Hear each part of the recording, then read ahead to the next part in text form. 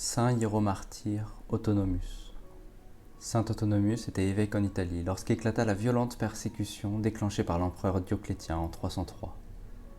Pour échapper aux recherches, il s'enfuit d'Italie et se réfugia dans une ville de Bithynie, nommée Sorès, dans la partie est du golfe de Nicomédie, où il fut accueilli par un fidèle du nom de Corneille.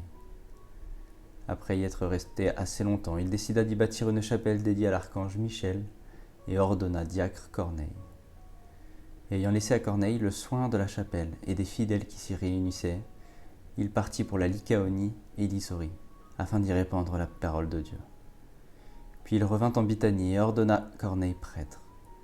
C'est alors que l'empereur Dioclétien se rendit à Nicomédie, furieux contre les chrétiens que les persécutions ne décourageaient pas, et en particulier contre Autonomus, dont la renommée s'étendait partout.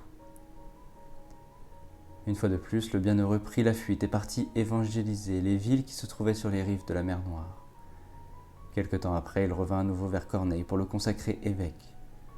Infatigable, il se rendit alors dans l'ouest de l'Asie mineure pour y déraciner l'idolâtrie et y affermir les germes de la foi. Puis il retourna à Sorès et s'installa dans un village voisin dont il convertit et baptisa en peu de temps les habitants.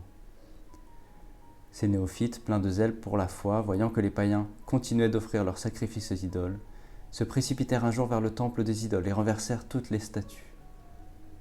Décidés à se venger, les païens attendirent que le saint évêque vienne célébrer les saints mystères dans la chapelle de Sorès. Ils envahirent alors l'église et massacrèrent tous ceux qui leur tombaient sous la main à coups de pierre, de bâton ou de toutes les armes qu'ils avaient pu trouver. Quant au bienheureux Autonomus, ils le tuèrent alors qu'il se tenait devant la sainte table, de sorte que c'est sa vie même qu'il offrit alors en sacrifice, à l'imitation de notre Seigneur. Quelques fidèles épargnés purent ensevelir son corps, qui demeura incorrompu et fut conservé dans une église qu'on bâtit à cet endroit.